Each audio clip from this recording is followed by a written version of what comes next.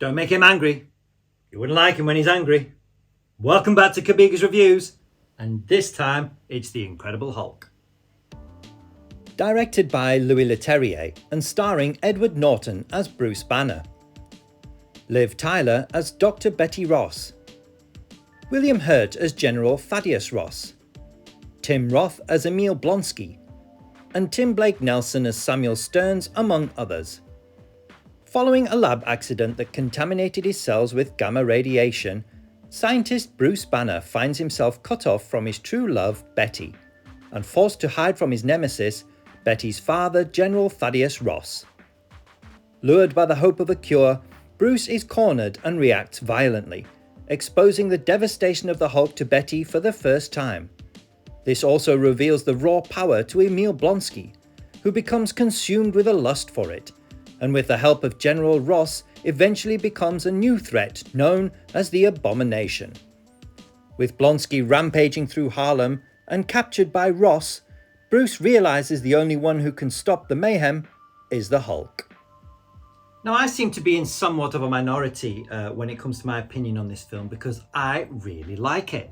I've always liked the look of it, the aesthetics of it, and Peter Menzies Jr., the cinematographer, did an amazing job filming all of it and all the favelas and all of Brazil and all of the South America scenes. They just look absolutely amazing. Those countries look beautiful.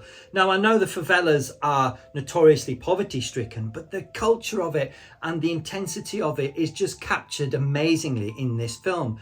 I think that everybody who worked on this film, particularly in those shots and those scenes, did an amazing job. And for me, they make the film. I really like and much prefer the earlier South American scenes of this film. Once it gets up to New York and into America, it becomes a bit generic. But, you know, those earlier scenes are just outstanding. I really do like them.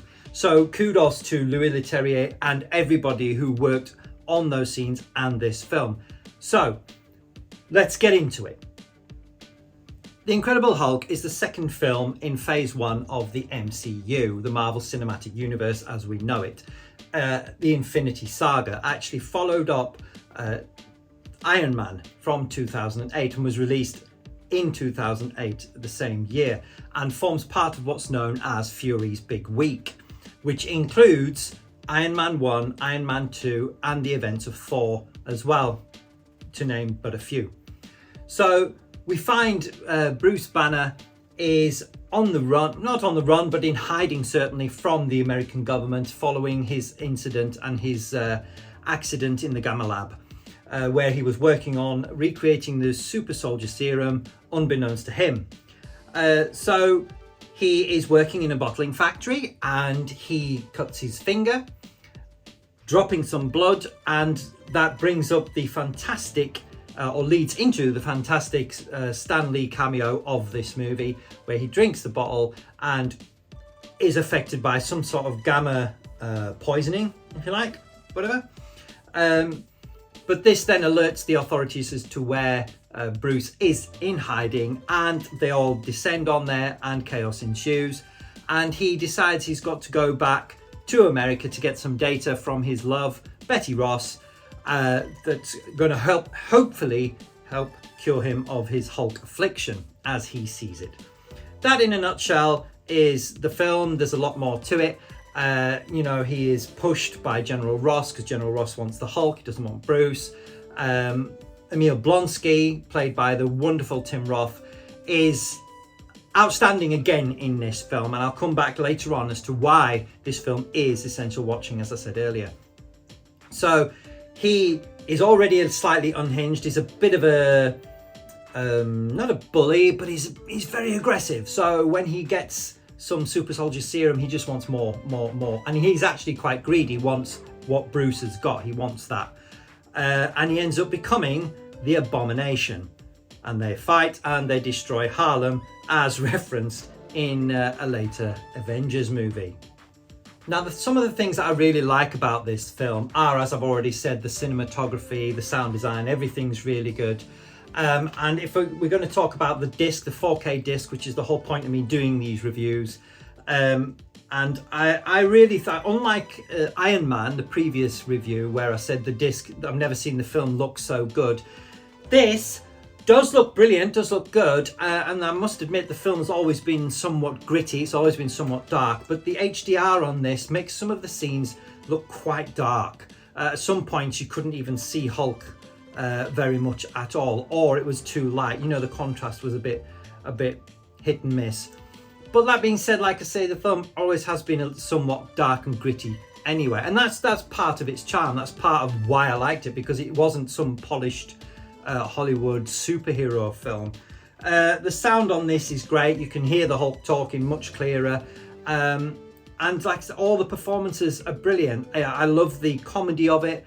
I love the passion of it. Liv Tyler brings another level. She's always brilliant in everything that I've seen her in, and it's ironic about Edward Norton, because the original choice for the Hulk was Mark Ruffalo, but the studio wanted a bigger name, as they say, so they went with Edward Norton. Then he left the project for varying reasons, and they ended up casting Mark Ruffalo anyway. So there you go, that's that. So if we want to know why this is now essential viewing, as I say, it's because these characters are finally being shown some love within the MCU. Emil Blonsky has shown up again in Shang-Chi and She-Hulk, Attorney at Law.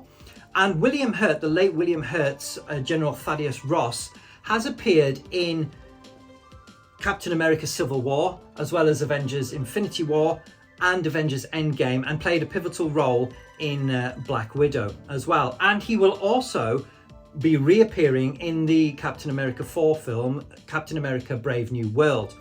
However, though, since the sad passing of William Hurt, General Thaddeus Ross will, going forward, be played by none other than Harrison Ford.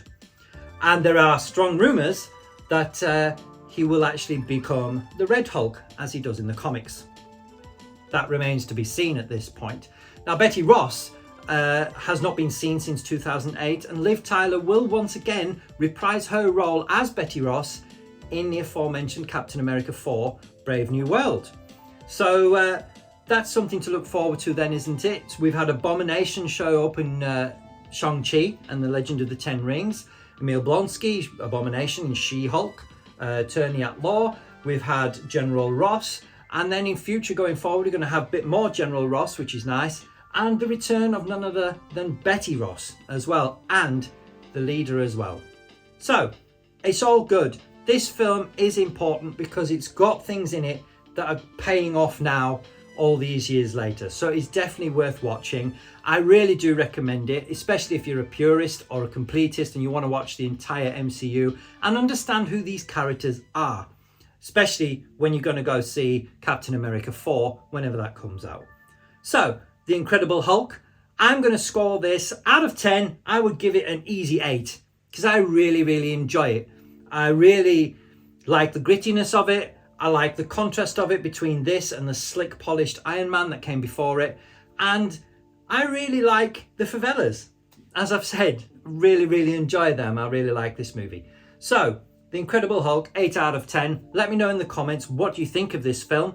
Do you consider it part of the MCU or a black sheep, along with others that we'll get to? Or is it your favourite? What do you think? Is Edward Norton better than Mark Ruffalo? That's up to you. Let me know in the comments below. And don't forget to like, share and subscribe. And I'll see you on the next one. Thanks for watching. If you liked what you saw, drop us a like and subscribe to see all future content.